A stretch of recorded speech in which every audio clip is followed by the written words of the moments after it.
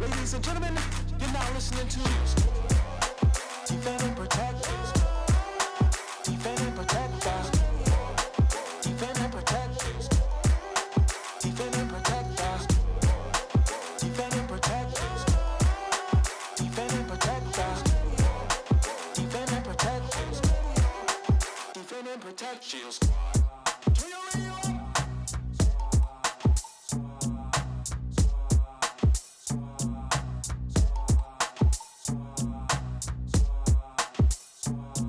Welcome back to my study guide to my new book, Barack Obama versus the Black Hebrew Israelites. Maybe I should use the less glossy version because it's real shiny. I'll probably pick it up, the matte version, in a second here. What I want to do is kind of walk you through some parts of the book so you can know what it's about. And if you have the book, you can get extra insight into what I was doing. And if you don't have the book, you can still learn about some of the information. You can even use this as a study guide. You know, you want to go through this with people. The chapter that is entitled, What is One West? Basic History. So that's chapter 2. We've already done the introduction and chapter 1. The way I kick it off is again using this scene from the Netflix movie Barack Obama versus the Black Hebrew Israelites. I use that scene where there's an argument there to show that not all types of Hebrew Israelites are One West Hebrew Israelites. Because of what this man says in this Barry movie that Netflix put out in 2016. He calls the white woman a cave bee. I jump off from there to say the street preaching with that type of verbal abuse is sort of a One West characteristic. Other groups of Hebrew Israelites, generally speaking, don't operate that way. But this book is about One Westers specifically. The dialogue's printed out, so it's helpful. I speak about their relationship to Gentiles. So even though this chapter right here is about the basic history, within the discussion of basic history, we have to get some basic beliefs to understand kind of what we're dealing with. The group's divergence created some of their different theologies, because when I say One Westers, it's all kinds of different camps, as you probably are understanding and learning by now. Like if I say, this is a rough approximation, there's different Protestant denominations, but that sets them apart from Roman Catholics. That sets them apart from Eastern Orthodox, right? So there might be Baptist, Methodist, Reformed, you know what I'm saying? Well, within Hebrew Israelism, that religious system, there's One Westers, which are different than non-One Westers. This book mainly is about One Westers, but the One Westers have split up since 1969 and really since the 90s when most of these splits happened. And so I have to discuss some of the beliefs that separate them along the way. And I also do a compare and contrast from a One West group to a non-One West group, Israel of God specifically, who is from Chicago, ironically, where Obama came up. So I kind of use his Chicago roots as he debates a guy in New York as a way to imagine this as Chicago Hebrew Israelism versus New York Hebrew Israelism, like Obama's a stand-in for the Chicago aspect or component, although obviously he's not a Hebrew Israelite. But he might raise a similar objection that an Israel of God member would in this scene when he goes against this guy. And actually, I was talking to an Israel of God member, and he said, yeah, that was a good objection that Obama had to that guy. So I've even got sort of anecdotal evidences. I go to page 21 and 22, and there's a couple of charts here. These are the first charts I know like this of their kind. And what they are is charts with different camps. So you get to see some of the camps, where they're from, like their headquarters or whatever. And you get to see One Westers and non-One Westers, so you can know some difference. This is not an exhaustive list. Future editions, I'll update it, all that. But it gives you a general or beginning idea of some of the groups and some of their names. Since this has been published, I've already found out more, basically. As I get into some of this history, which again, this is chapter 2, What is One West Basic History? This section I could not have done without Abu Kamar. His knowledge was invaluable, and I took some things that he had written, with his permission, of course. I sort of updated and adapted it and incorporated here, and I gave him a shout out as well. But I just want to say it again. So he made contributions, especially these 2 pages, 23 and 24, not just to the information, but to some of the actual wording. I want to give him credit. Now, let me read some of the exact details about the history. This is from page 23, okay? Adventures in Pioneering an Aberrant Sect. I begin reading. The ideological descendants, classified as One Westers, all have their beginnings in a religious school that was headquartered at 1 West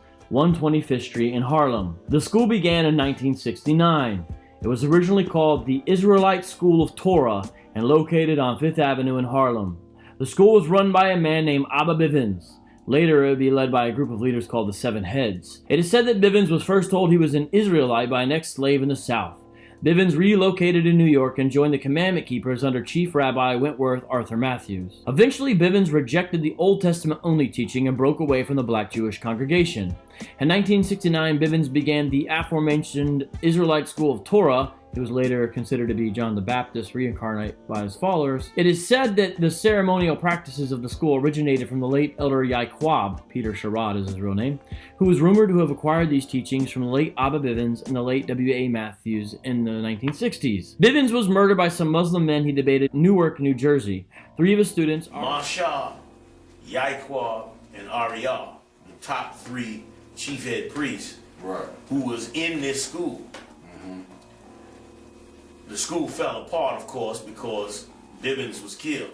But these brothers knew they had to hold on to this truth. They knew that they couldn't let this go. This had gone all the way back to slavery. You couldn't let that go. So they came around the corner and rented out a small school at 1 West 125th Street. And we were set up. And they taught from, this was done in the 60s. When Bivens got killed. That was when Islam was heavy on the rise. And so it was black Muslims who, detested what he was teaching on the street and killed him. We then came around the corner and Masha Ariel Yaquab. Now during that time, Masha Ariel Yaquab was teaching and carrying on the truth. And at the same time, they were working and, teaching young brothers. And they were working, slaveries and all that. And Chief Head Priest Ariel was in the construction at the time. And he would be renovating them big buildings. And, they gut them all out. He'd walk the beams and fix them. Well, he fell down a shaft, 3 stories. A lot of people don't know this about Chief Head Priest Ariel. Broke both his legs. They took him to the hospital. The doctor said he ain't gonna never walk again. He's a paraplegic. Put him in a wheelchair. Sent him home. But it was the Lord working. Because it was time now to come up out of slavery. 3.5 days was up. It was now time for us to come out. This was in the late 60s. Ariel went into studying for 3 years, day and night. He studied all the records of this truth. Went through every stitch of these records. And that's when the Lord came to Ariel and showed him who the 12 tribes. Before all the archaeology that you see us bringing out, and all that history that you see us, that we done dug up in all these records, before any of this ever came out. This is why we know it's the truth. Because before anybody on the earth, listen to me good, including the white man, including the so-called Jew, before anybody taught who the 12 tribes were, the Lord gave it to the Israelite School of UPK. And we got them with that record, and that was it. The Lord showed us a whole bunch of stuff through these brothers. And they set all the records up, and they started teaching. And as they started teaching, out of the young brothers that they was teaching, 4 brothers came up, spiritually strong, which was Chief Head Priest Lahab, Chief Head Priest Yeshaya, Chief Head Priest Shaw, and Chief Head Priest Kazak. They joined on with the 3 heads, and that became what was known as the 7. The 7 now ran the school. 3 of his students began a new school right around the corner at 1 West 125th Street in Harlem. They changed the name to the Israelite School of Universal Practical Knowledge. Arieh, it was his name at the time, introduced a number of significant innovations: belief in the King James Bible, the 12 Tribes Chart, and his own version of Hebrew called Lashawan Kodash. He later introduced the failed year 2000 prophecy. America will be blown off the face of the earth by the year 2000. It's talking about Judgment Day. He's going to take down the white man, the Edomites. That's why your Pope is down in the ground. It's going to happen by the year 2000. You ready? That's it. It's America's going to be wiped off the face of the planet Earth. That's going to take place before the year 2000. That's right. America has less than 628 days. America is going to be destroyed before the year 2000. And all you so-called white people, your condemnation, you are condemned to what? Hell. and you're going to be in hell. You're going to be oppressed before the year 2000. Museum America is going to be destroyed before the year 2000 by thermonuclear destruction. He predicted Christ would return in 2000. Ariah based this prophecy off of Hosea 6. The change in spelling in Ariah's name requires an explanation. The reason is Harlem Hebrew. This esoteric language of One West requires an excursus. So then I explain Lashawan Kodash. They don't call it Harlem Hebrew. That's what I dubbed it. But I explain it there in a section called A-E-I-O-U and sometimes only A. Then I explain the belief in reincarnation because these beliefs are important to understand the history of the group. That section's titled Reincarnation Keeps Coming Back. Then the next section is the straw that broke Ariah's back. And that's to do with a bunch of the splinterings there. And then further fracturing now and some of the differences in the groups. About actually recent events here. So this is all within the history of these One West schools, specifically when one of the leaders of a camp, GOCC, debated Dr. James White and really shined a light on a lot of this stuff. So I mentioned that as well. Even though this wave of Hebrew Israelites traces back its ideological roots to 1969 at One West in Harlem, they were not the first black Americans to claim to be ethnic Israelites. All Hebrew Israelites believe there is an inevitable awakening happening as individuals come to the knowledge about their true heritage as God's chosen people. So that's why even groups that are wildly divergent, such as those who hold to the New Testament and those who are what are called Tanakh only, still view themselves as part of the same ethnic brotherhood, although it's really the same religion, because they believe they're all getting woke up to the fact of their true ethnic identity. And that's really the thing that they view unites them. But the thing we're concerned about as Orthodox Christians is not that belief, it's all the heresy and other beliefs that come along with it every single time. Whether it's not believing in the New Testament, whether it's law keeping as salvific, keeping the law as being meritorious towards your salvation, or whether it's rejection of Christ as deity, all those types of things. Some believe the first eyelid began cracking open in 1896. Hebrew Israelite author Ella Hughley writes that, quote, "The prophecy of Ezekiel chapter 37 and many others began their modern day fulfillment in 1896, when a prophet of the Almighty God, William Saunders Crowley, resurrected and reestablished the House of Israel in Lawrence, Kansas." And if you look up Hebrew Israelism online, you're bound to find stuff about Crowley. It's true, Crowley was one of the first people to clearly expound this idea in a serious way. What exactly happened with Crowley, who lived 1847 to 1908 and 1896? According to the Church of God and Saints of Christ website, that's the church he officially founded in November 8, 1896, this is the account. So this is from their website. Now again, this group's not a One West group, but this is one of the first clear documented evidences. Now there's other people, but it's more ambiguous, the information we have. This is kind of the more well-noted one. And so some Hebrew Israelite groups will try to trace the roots back to him, although his message was different, but they agree on one big idea, which is why there's some connection. So this is the history section, is the point by all this. Quote, "One day while felling trees, the hand and the spirit of the Lord were heavy upon him. He heard a voice," this is Crowley, "he heard a voice telling him to run for his life. He became disturbed and fled into the woods, thinking that he was going to die. It was during his sojourn in the wild that the Almighty God revealed to Prophet William S. Crowley the ancient plan of salvation as taught by Moses and the other biblical prophets. Those same truths which the former prophets have fostered were heralded again by this prophet of God: the Sabbath, Saturday, the Passover, the Hebrew calendar, the Day of Atonement, and above all, the 10 Commandments of the Sinai Revelation." So notice this is a Tanakh-only sect.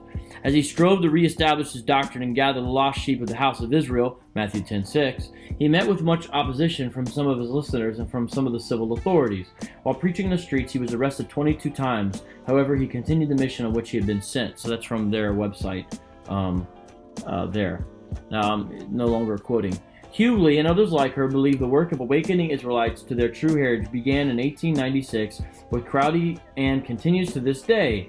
There is debate about whether the modern camps are truly continuing the same trajectory began by Crowley, although the post-60s groups, especially IUIC, link what they do with Crowley. It is not a true straight line from dot to dot. For example, Crowley was not as radical as many of the more modern groups and even had black and white followers. This section, What is One West? Basic History, it's one of the first times that you see their history kind of laid out in a book format like this. So that's the value of it. You know, it's kind of there. You don't have to just piece it together orally.